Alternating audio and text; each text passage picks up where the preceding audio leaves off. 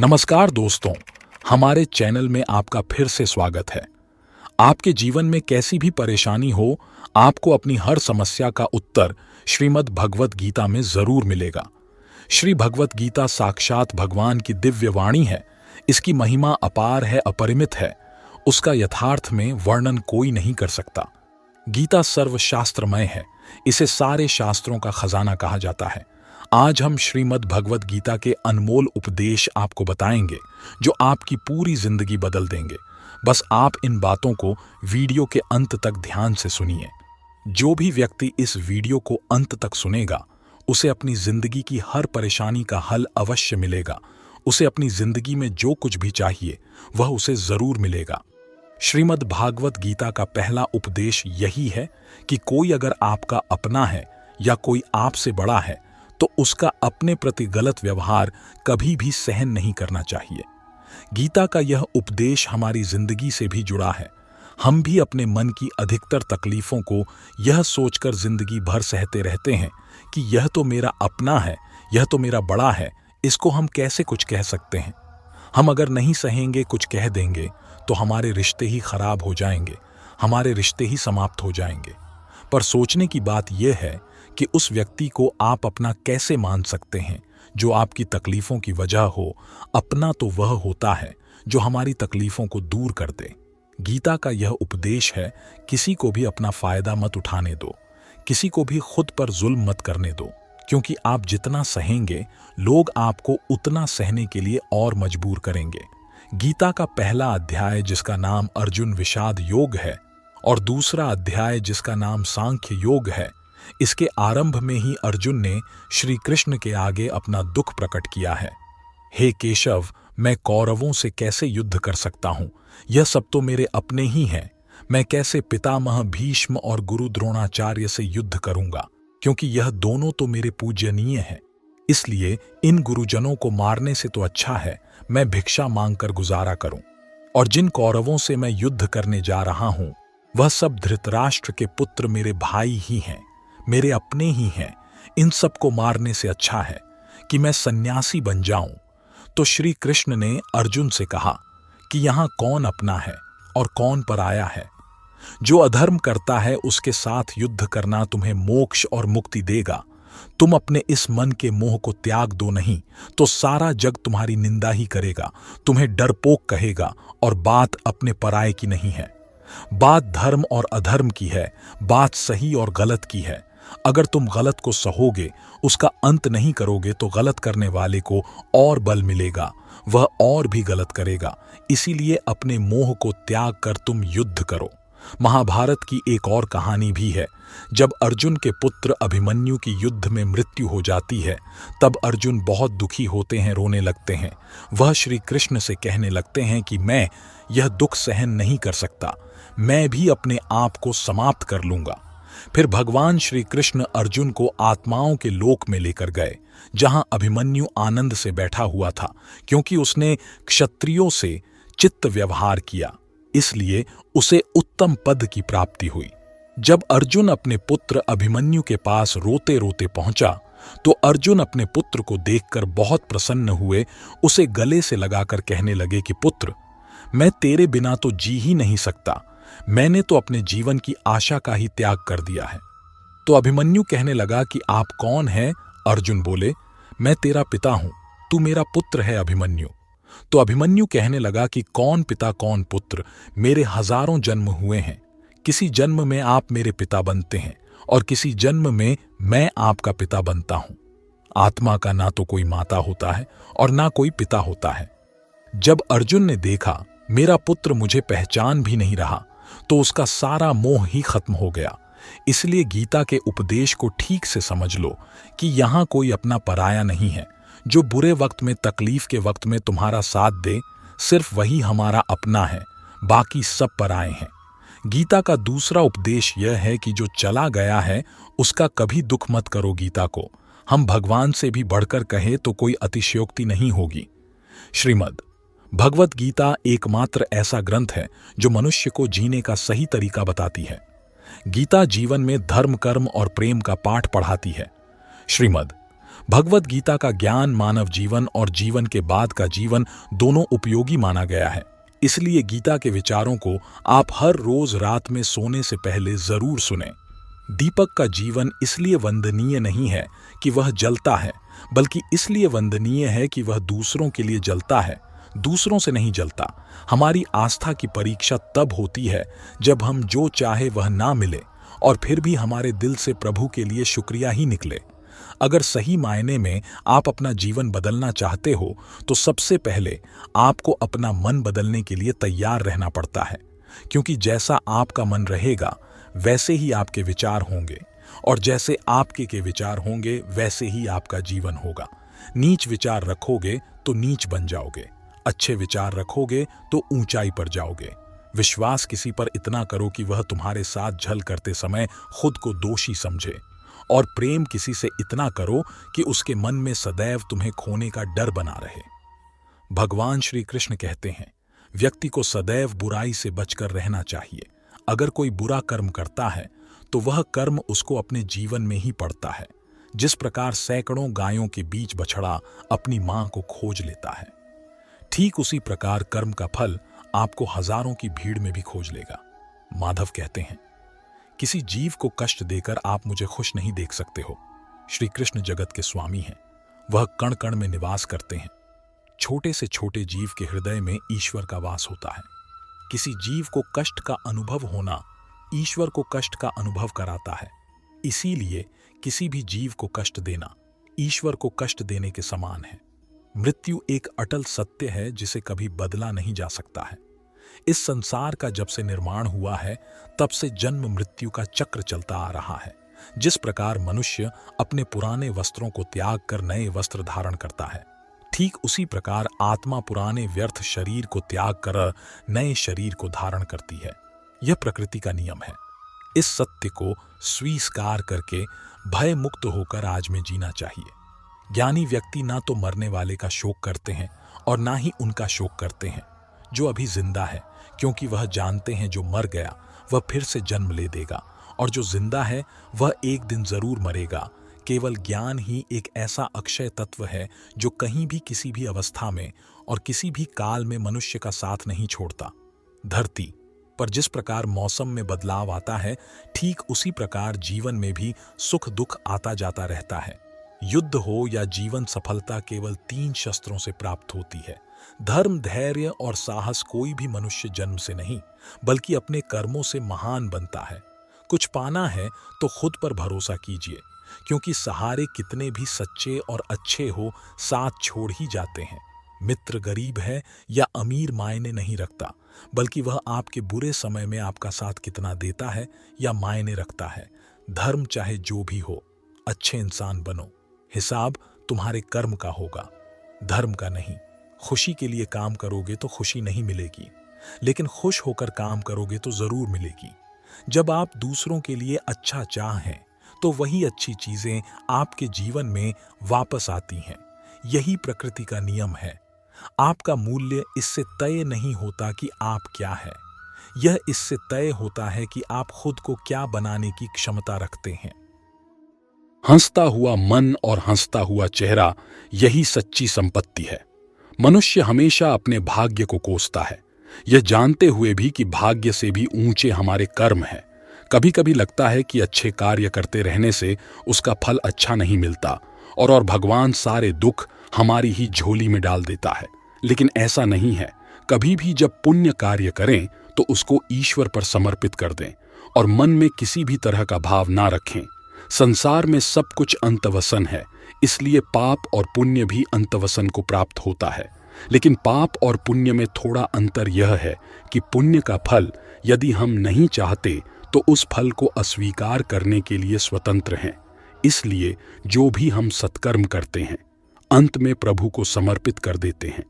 लेकिन यह सवाल उठता है कि क्या भगवान स्वीकार करेंगे?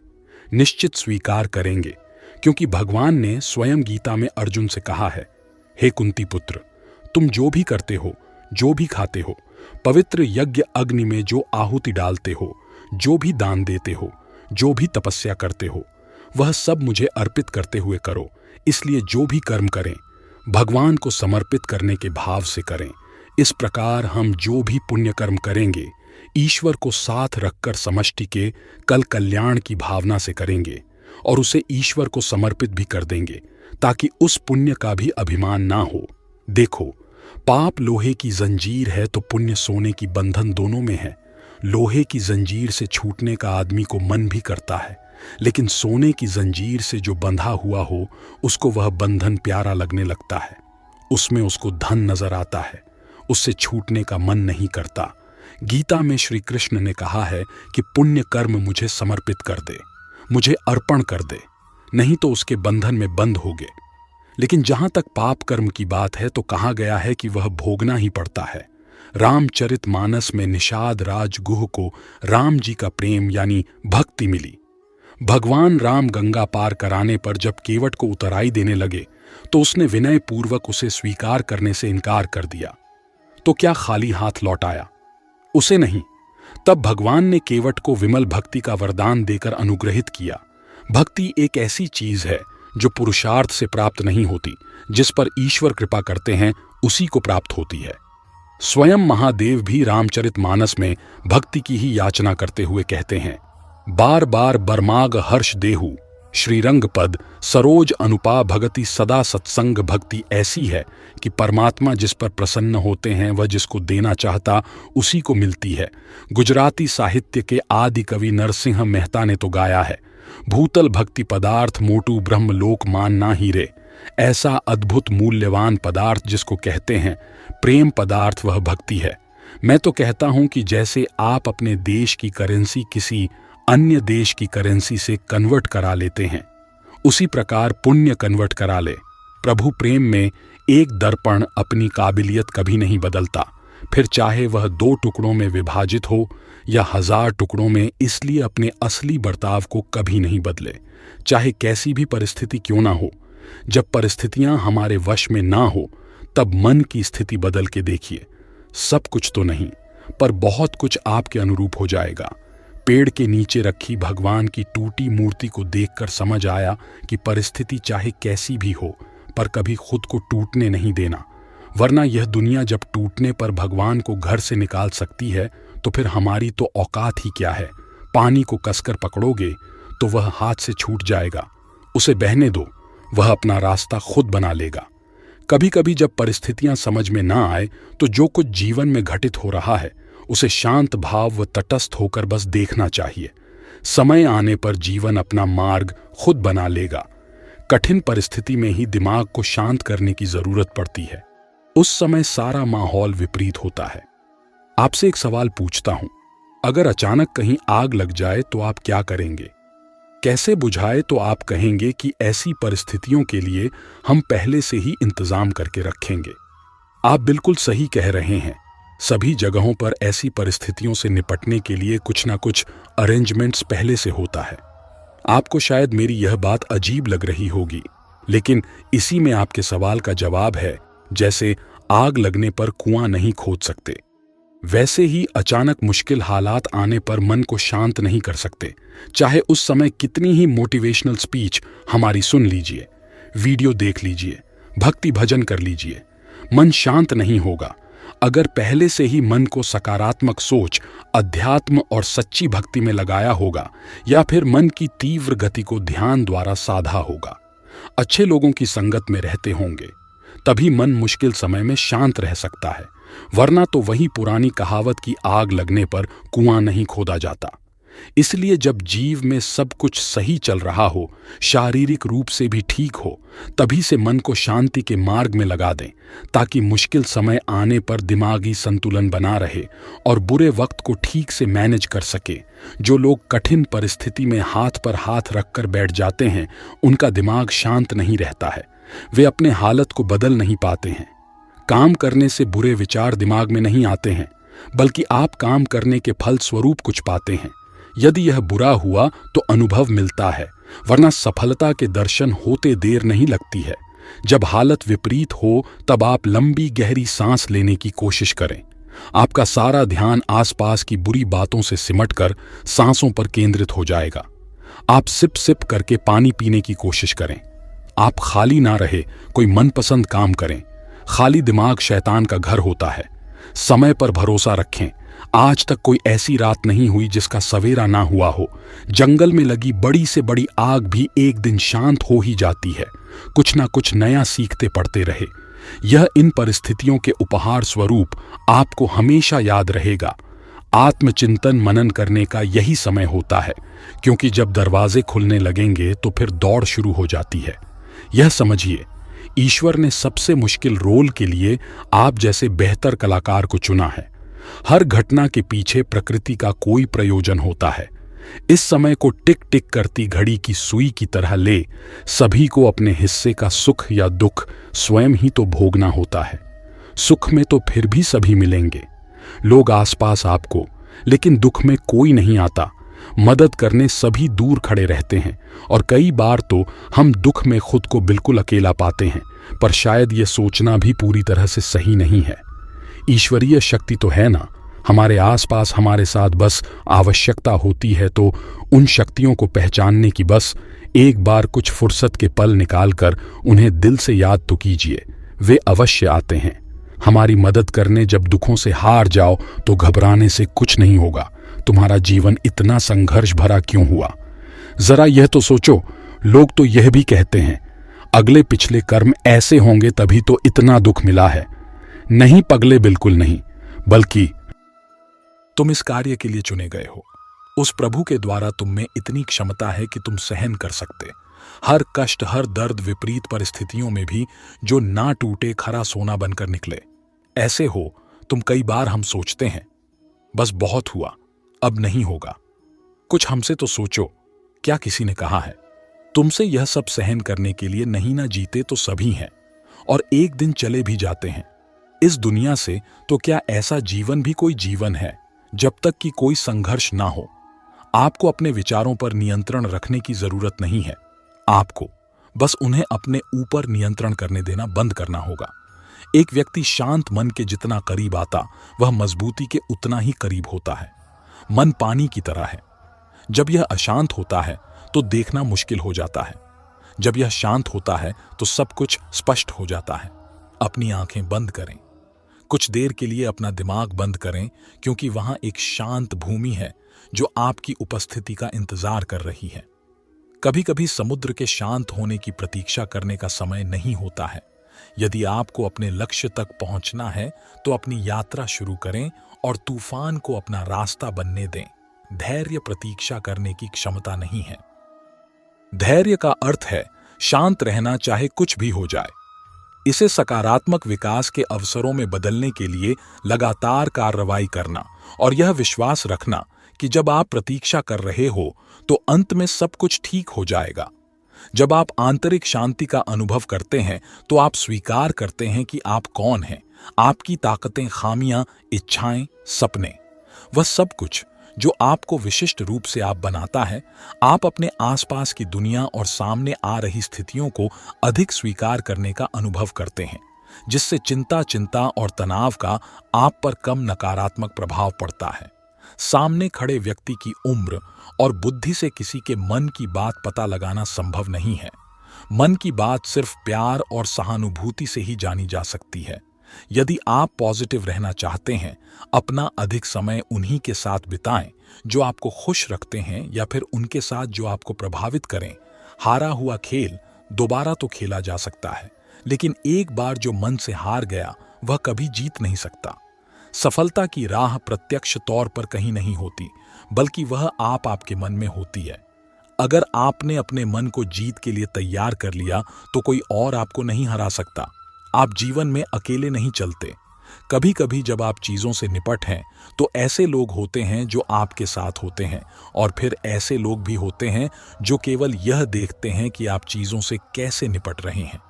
किसी भी स्थिति में आपको खुद पर नियंत्रण रखना चाहिए और किसी भी तरह के लोगों के साथ अच्छे संबंध बनाने चाहिए। इसलिए शांत और निर्मल आभा बनाए रखें और आपके लिए चीजों से निपटना आसान हो जाएगा। यदि आपका मन शांत है तो विश्वास करें, आप इस दुनिया में कुछ भी जीत सकते हैं। ऐसा इसलिए है क्योंकि आप अपने कर्मों का उपयोग करने में सक्षम होंगे और चमत्कार के अलावा कुछ नहीं देंगे, और दुनिया आश्चर्य के सामने झुकती है। कोई किसी के दुख का कारण नहीं होता, यह तो अपने ही कर्म होते हैं जिसकी वजह से दुख उठाने पड़ते हैं। आज कौन सुखी नहीं होना चाहता, परंतु वह इसके लिए जो कर्म कर रहा है उसमें सुख है ही नहीं तो मिलेगा कहां से। कर्म प्रधान विश्व करी राखा, जो जस करी सो तस फल खा। हम आज जो कुछ कर रहे हैं वह निष्फल नहीं होता, देर सवेर उसका फल अवश्य मिलता है। विज्ञान भी कहता है कि हर क्रिया की प्रतिक्रिया होती है। आग में यदि हाथ डाला जाए तो हाथ तुरंत जल जाता है, परंतु एक वृक्ष का बीज आज बोया गया तो उसमें फील आने में कई वर्ष लग जाएंगे, पर फल मिलेगा अवश्य। शुभ कर्म का फल शुभ और अशुभ का अशुभ होना ही है। आज हम जो कुछ है वह पिछले कर्मों का देन है, इसी को प्रारब्ध कहते हैं। प्रारब्ध के बाद पुरुषार्थ बहुत महत्वपूर्ण है। हम जो कुछ बनना चाहते हैं या जिस क्षेत्र में आगे बढ़ना चाहते हैं उसमें अपने पुरुषार्थ की महत्वपूर्ण भूमिका होती है। साथ ही साथ ईश्वरीय कृपा ईश्वर अनुकूल या प्रतिकूल परिस्थितियां देता है। उन परिस्थितियों से अपनी बुद्धि और सामर्थ्य के बल पर निपटना तो आपको ही होगा। दैवीय शक्तियां पुरुषार्थ वालों की ही मददगार होती हैं, निठल्ले आलसी और लोगों की नहीं। गीता में भगवान कृष्ण ने योगक्षेम मगा है। भगवान पर पूर्ण रूप से आश्रित होकर देखिए। श्रद्धा और विश्वास के साथ भगवान से निकटता बढ़ाने पर वे सब जिम्मेदारी स्वयं वहन करते हैं। जीवन यापन की सारी वस्तुएं भगवान द्वारा प्रदत्त हैं, पर आलसी कामचोर उसे नहीं पा सकता। मनुष्य को ईश्वर ने असीमित शक्ति दी है, बुद्धि और पुरुषार्थ दिया है, जिसके बल पर क्या हासिल नहीं किया जा सकता। भय और अतृप्त वासना ही समस्त दुखों की जड़ है। जीवन भर मनुष्य जीविका के प्रपंच में उलझा रहता है। मैं और मेरा तू और तेरा का जाल बुनकर स्वयं उसी में उलझा हुआ अनेकों प्रकार के अनैतिक कर्मों में लगा रहता है। भविष्य के भय को सोचकर अपना वर्तमान भी बिगाड़ लेता है और श्रेय मार्ग को छोड़कर प्रेय मार्ग का अनुगामी हो जाता है, जिसमें दुख के सिवा कुछ है ही नहीं।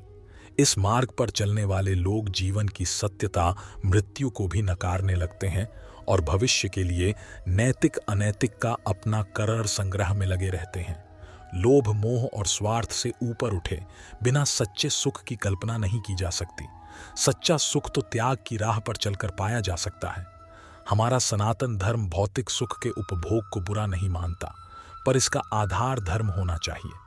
धर्म का आचरण करने से छल कपट ईर्ष्या जैसे अनैतिक कर्म में मनुष्य लिप्त नहीं होगा और मेहनत से जो कमाया है उसी को हरी इच्छा समझकर संतोष करे। संतोष से परम सुख की प्राप्ति होगी। क्रोध लोभ मोह सभी दुख देने वाले हैं, इनसे हमेशा बचना चाहिए, अन्यथा सुख शांति दूर भागेगी। त्याग और परहित से बढ़कर कोई सुख नहीं है, इसे यथासंभव अपने आचरण में लाना चाहिए। कभी किसी अंधे को सड़क पार कराकर किसी प्यासे को पानी पिलाकर देखिए। लोगों से मधुर व्यवहार करके देखिए। इसमें आपका कोई पैसा खर्च नहीं होगा, पर अतुलनीय सुख की प्राप्ति होगी। विश्वास करना सीखिए। विश्वास कीजिए कि सारी सृष्टि को रचने वाला परमेश्वर है और हम सभी उसकी संतान हैं। विश्वास किसी तर्क की कसौटी पर नहीं कसा जा सकता, अतः सभी में, चाहे वह इंसान हो, पशु पक्षी हो या पेड़ पौधे हो, सब में ईश्वर का वास मानकर घृणा को त्याग कर प्रेम करना सीखिए। यही सतत सुख शांति की राह है। घर में छोटे मोटे मनमुटाव तो चलते रहते हैं, पर यह कलह के कारण बनकर दुखदाई भी हो जाते हैं। इसका मुख्य कारण है कि हम अध आकार की गांठ तो मजबूती से बांध लेते हैं, पर कर्तव्य की पूरी तरह उपेक्षा करते हैं। अपना कर्तव्य भली भांति निभाते हुए यदि दूसरों की बातों पर गौर पूर्वक विचार किया जाए तो निश्चित लगेगा कि मनमुटाव के अनेक कारण बेसिर पैर के बेतुके ही थे। अहम पालने के बजाय यदि कारणों की तरफ सोचा जाए तो मनमुटाव का प्रश्न ही नहीं होगा। सेवा लेने की बजाय सेवा देने का भाव आपकी खुशी कई गुना बढ़ा देगा। प्रेम और मधुर व्यवहार से मनुष्य क्या पशु पक्षी भी अपने बन जाते हैं। जीवन का मार्ग टेढ़ा मेढ़ा कांटों से भरा है। जीवन कोई फूलों की सेज नहीं है जो आसानी से पार हो जाए। हमें इसी उतार चढ़ाव के जीवन में स्वयं को कैसे आगे बढ़ाना है, यही विचारणीय है। परिस्थितियां तो आपको हंसाएगी भी और रुलाएगी भी, पर अपने संतुलन को नहीं खोना। हर स्थिति परिस्थिति का सामना करते हुए चलते चले जाओ। भगवान कृष्ण ने गीता में यही उपदेश दिए हैं कि विपरीत परिस्थितियों में भी संतुलन बनाकर जीवन के मार्ग पर कैसे बढ़ते जाना है। पहली बात तो यही कि अपने नियमों में दृढ़ बनिए, अनुशासन का पालन कीजिए और छोटी छोटी बातों में उलझ कर समय व्यर्थ नहीं करना। यह समझिए कि जीवन बहुत मूल्यवान है, जो समय निकल गया वह लौट कर नहीं आ सकता। इसलिए व्यर्थ की बातों में अपना समय और शक्ति ना बर्बाद करें। अपने जीवन का कोई एक लक्ष्य निर्धारित कीजिए, क्योंकि लक्ष्यहीन जीवन का कोई मूल्य नहीं। जब आपके सामने कोई लक्ष्य होता है तो व्यक्ति को दिशा भी मिलती है और कुछ करने का उत्साह भी। वैर भाव, ईर्ष्या, क्रोध या जब ऐसे दुर्गुण हैं जो आपकी प्रगति में बाधक है, इस सब से हमें दूर रहना है। यदि आप किसी के साथ वैर भाव या बदला लेने की भावना लेकर चलते हैं तो आप अपनी ऊर्जा का स्वयं ही ह्रास कर रहे होते हैं। सुगुणों को एकाएक करके बाहर निकालना है और सद्गुणों को अपने अंदर भरते जाना है, क्योंकि बुरी आदतें हमारे अंदर किराएदार बनकर आती हैं और फिर मालिक बनकर बैठ जाती हैं, जो दुख और अशांति का कारण बनती है। अपने स्वभाव को और आदतों को लगातार चेक करते रहिए कि कहीं मैं गलत दिशा में तो नहीं जा रहा। आत्मचिंतन ही एक ऐसा आईना है जो आपको आपकी बुराइयों से अवगत कराता है, क्योंकि किसी के कहने से आप नहीं मानेंगे। स्वयं का निरीक्षण करते रहिए और धीरे धीरे अपने व्यक्तित्व को निखते रहिए। अध्यात्म से जुड़कर आप अपने को बहुत ऊंचा उठा सकते हो, क्योंकि जिस व्यक्ति के जीवन में धर्म नहीं, भक्ति नहीं, वह तो पशुवुलु है, तो साधारण मनुष्य भी असाधारण हो जाता है। अपने जीवन को संतुलित करना, नियमों से बांधना, आध्यात्मिक होना, ध्यान, पूजा पाठ, हर चीज के लिए समय निर्धारित करके चलना, मन में नकारात्मक विचारों को न आने देना, सब शुभ को ही अपने ओर आमंत्रित कीजिए। यही शांति का मूल मंत्र है। सनातन धर्म में कर्म कार्य कारण के सिद्धांत से जुड़ा हुआ है। कर्म का अर्थ है कोई कार्य या क्रिया जिसके आधार पर अन्य प्रतिक्रियाएं या परिणाम निकलते हैं।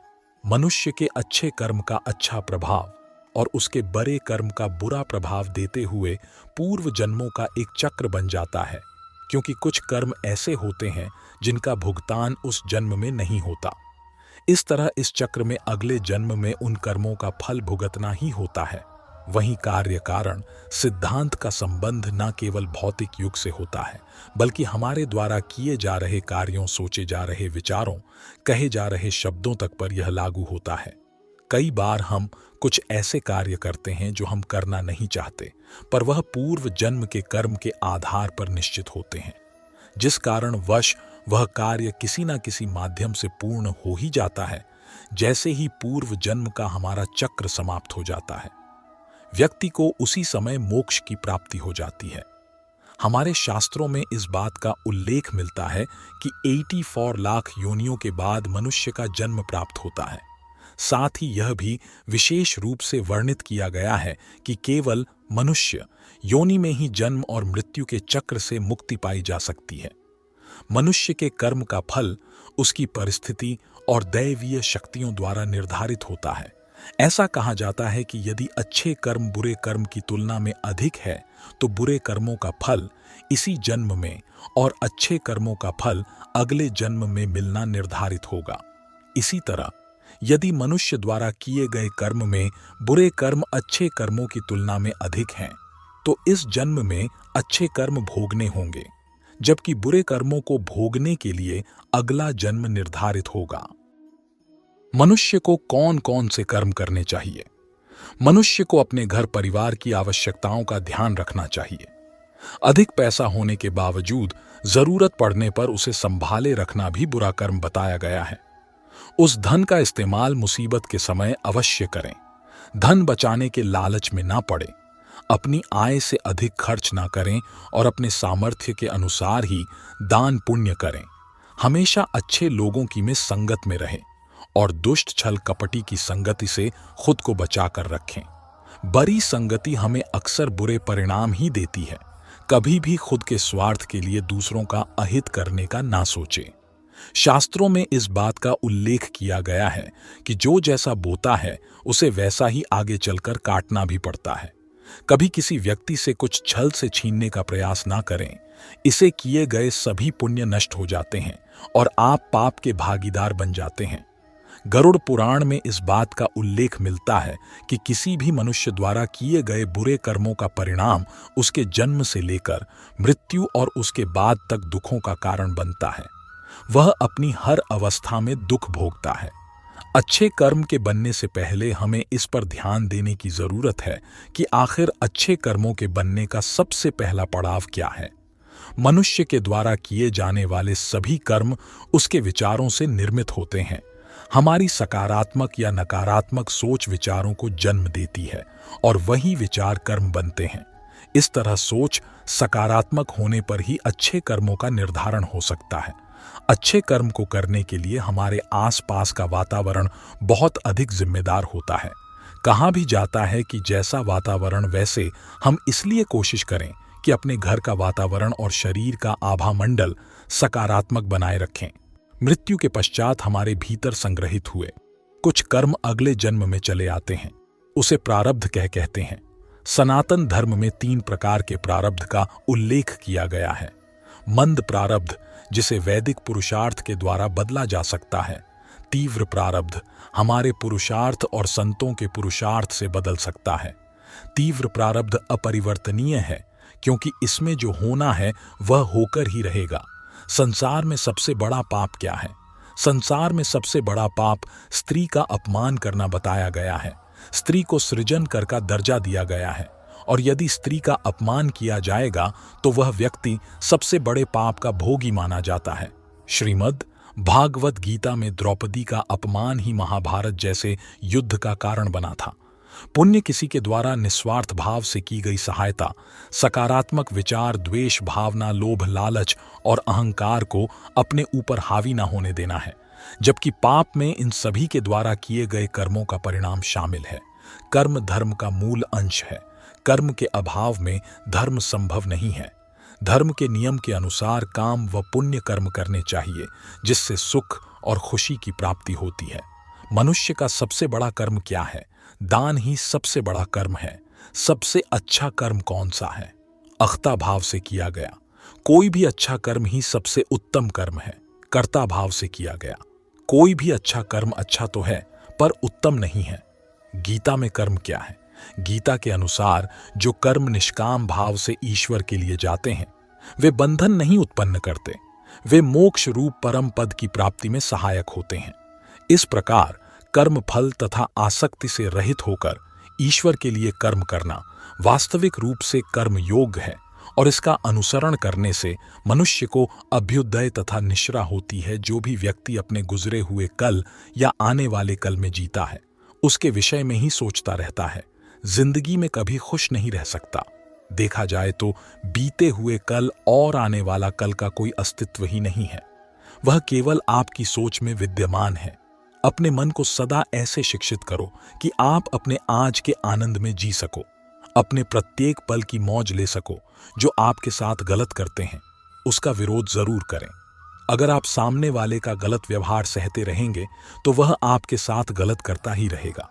जब अर्जुन ने भगवान कृष्ण से कहा कि जिनसे मैं युद्ध करने जा रहा हूं वह मेरे भाई और गुरुजन हैं और मेरे अंदर उनके साथ युद्ध करने का साहस नहीं है, तो कृष्ण भगवान ने अर्जुन को जागृत किया कि जिन्हें तू अपना मान रहा है वह सब पाप के पक्ष में खड़े हैं, और अगर तू इनसे युद्ध नहीं करेगा तो समाज में पाप बढ़ जाएगा। क्योंकि जब गलत का कोई विरोध नहीं करता है तो सामने वाला गलत करने का जैसे हकदार हो जाता है, और जब आप सब कुछ चुपचाप सहते रहते हो तो सामने वाले को बल मिलने लगता है, वह आपको कमजोर समझने लगता है। लेकिन जब आप उसके द्वारा किए गए अधर्म को रोक लेते हैं, उसका विरोध करते हैं, तब वह अपनी सीमा में रहना सीख जाता है। यह कलयुग है। अगर आप खुश रहना चाहते हैं तो आपको अपनी रक्षा खुद करनी होगी। रिश्ते हमें दुख नहीं देते हैं, पर उनके प्रति हमारा मोह हमें दुख देता है। आज से ही अपने मोह को छोड़कर प्रेम का सबक पक्का करें। मोह अपेक्षाओं से जुड़ा है, जबकि प्रेम केवल देना जानता है। मोह एक दो के लिए होता है जिन्हें हम अपना मानते हैं, प्रेम सबके लिए होता है। मोह से कमजोरी पैदा होती है, इसके विपरीत प्रेम से ताकत महसूस होती है। मोह में इंसान एक दूसरे को बांधने की कोशिश करता है, जबकि प्रेम एक दूसरे को फ्रीडम देता है। भगवत गीता हमें सिखाती है कि हमें सदैव अच्छे कर्म करने चाहिए। परमात्मा की प्रकृति में इंसाफ अवश्य होता है। आपके द्वारा किए गए अच्छे कर्म आपको मुश्किल वक्त में परेशानी से बचाते हैं। इसी तरह आपके द्वारा किए गए गलत कर्म की सजा भी आपको जरूर मिलती है। भगवत गीता में श्री कृष्ण ने अर्जुन को यही सिखाया है कि क्षत्रिय होने के नाते जो तेरा कर्तव्य है, जो तेरे लिए सही है, वही काम कर। दुनिया के लोग ज्ञान और अज्ञान दोनों से चलते हैं, इसलिए तू दुनिया का अनुसरण ना कर, बल्कि सत्य का अनुकरण कर।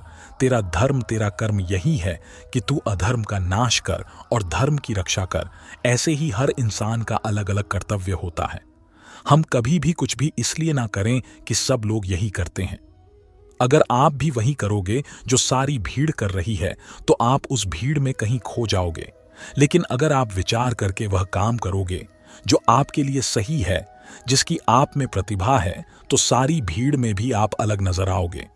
इस बात का हम सदा विश्वास रखें कि जो चीज हमारी है वह कहीं ना कहीं से हमारे पास अवश्य पहुंच जाएगी, और जिंदगी में जो कुछ भी आपको हासिल नहीं हुआ है उसका पछतावा करना और उसके लिए रोना छोड़ दे प्रयास करना मनुष्य के हाथ में है, पर उसका फल उसके हाथ में नहीं है।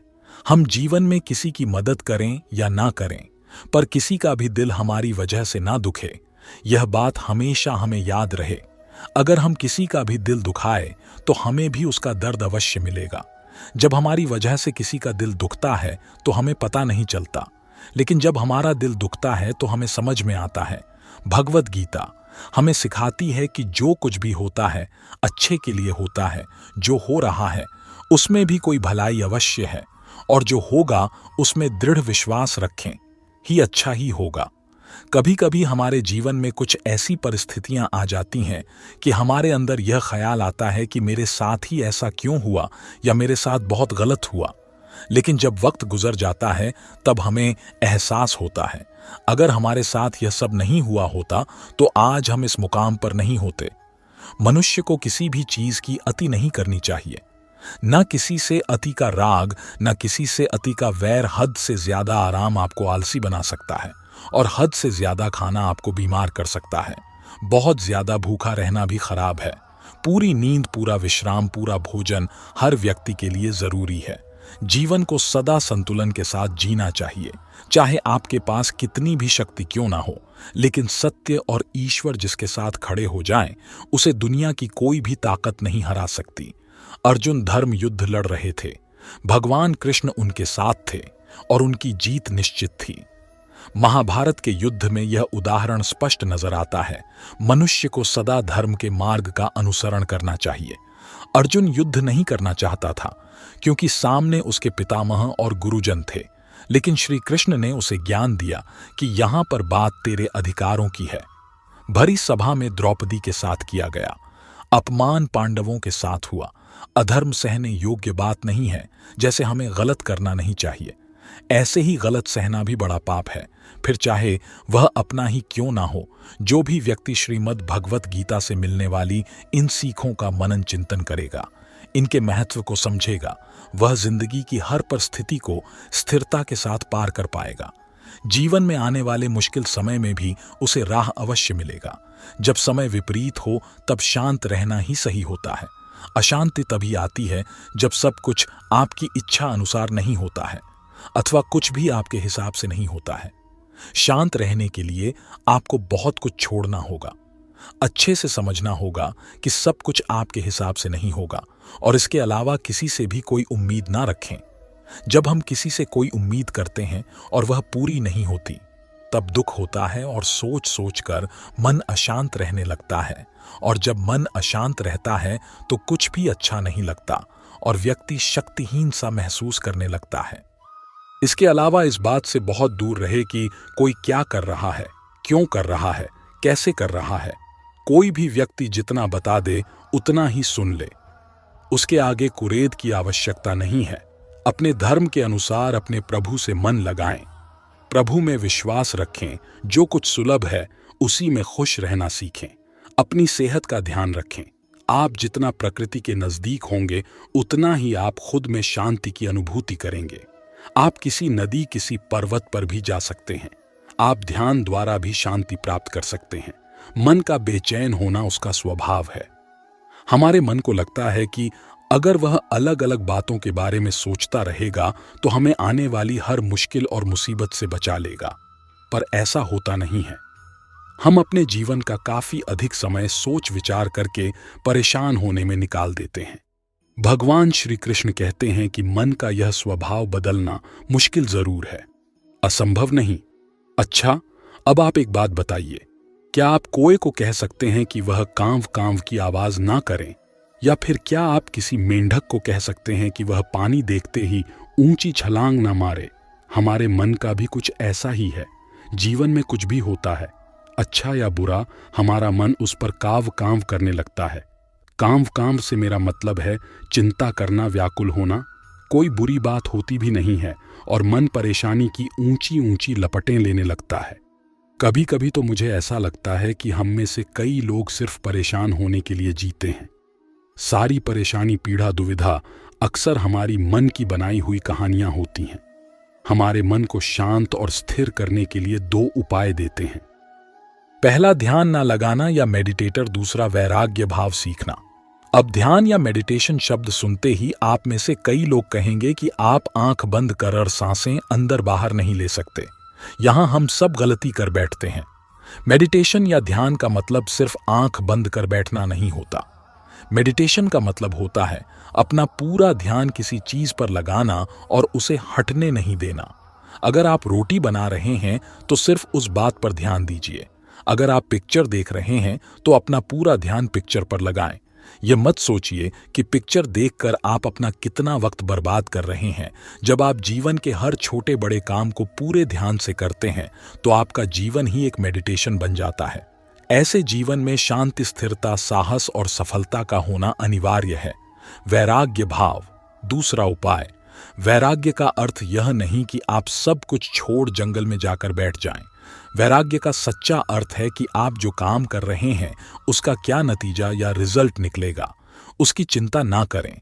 दुनिया में परोपकार सबसे बड़ा धर्म है और दूसरों की सहायता इस दुनिया का सबसे बड़ा कर्म है। जीवन में दूसरे से उम्मीद कम और खुद पर विश्वास ज्यादा रखिए। जिंदगी में बेशक हर मौके का फायदा उठाओ, मगर किसी के हालात और मजबूरी का नहीं। भीख और सीख ठोकर खा ही मिलती है। जीवन में किस्मत पर नहीं, अपनी मेहनत पर गुरूर होना चाहिए। जिंदगी जीने के लिए पिता की दौलत नहीं, पिता का सैया ही काफी है। दुनिया आपके हिसाब से नहीं चलती है, बल्कि आपको इस दुनिया के हिसाब से ढलना पड़ता है। आपका नजरिया सबसे अधिक मायने रखता है कि आप अपने जीवन में होने वाली घटनाओं को अवसर के रूप में देखते हैं या फिर कमी के रूप में। जो खुद खुश रहते हैं उनसे दुनिया खुश रहती है। जो जीवन में छो मुश्किलों को देखकर ही घबरा जाते हैं वह कभी भी बड़ी सफलता का अधिकार नहीं रखते।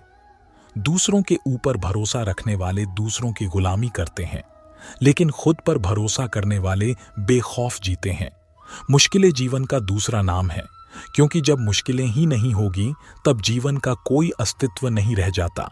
श्री कृष्ण कहते हैं, मीठा पानी सबको पाता है, परंतु खारा पानी किसी को नहीं पता। अब सोचने वाली बात यह है कि मोती समुद्र गहराइयों में ही बनता है। हरे पानी के मध्य में रहकर हर शव पक्षों से टकराकर अपने अस्तित्व को दांव पर लगाकर ही सीफ मोती प्रदान कर पाते हैं। कभी सोचा है क्यों? क्योंकि बिना संकटों का सामना किए बिना आपको सुख प्राप्त नहीं होगा। इसलिए निडर होकर संकटों का सामना कीजिए। हम सब समय की महत्ता को पहचानते हैं। समय ही हमें बनाता है, समय ही हमें नष्ट कर देता है। कभी समय ठीक चलता है तो कभी बहुत ही खराब समय आता है। विचित्र बात यह है कि हम फिर भी समय को ही नष्ट करते हैं। शल रखिएगा, समय केवल जाता है, कभी आता नहीं है। इसलिए समय की प्रतीक्षा में समय व्यर्थ ना करें। जो भी करना है आज अभी इसी क्षण प्रारंभ करें, फिर चाहे वह किसी को सुख देना हो या स्वयं को बदलने का प्रयास करना हो। कुछ भी विलंब ना करें, क्योंकि समय उसी का साथ देता है जो समय का सम्मान करता हो। समय कितना विचित्र होता है।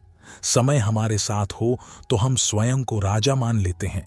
वही समय यदि विरुद्ध हो जाए तो रख बनने में समय नहीं लगता है। इसलिए मनुष्य की एक आदत होती है कि बुरे समय के लिए कुछ बचा कर रखता है। संबंधी और मित्र बुरे समय में साथ छोड़ देते हैं। जो व्यक्ति सोचता है क्यों ना धन संचय कर ले, धन का तो कोई मन नहीं होता जो समय आने पर बदल जाए। सुसान कहता है धन का संचयन करते रहो, बुरे समय में काम आएगा।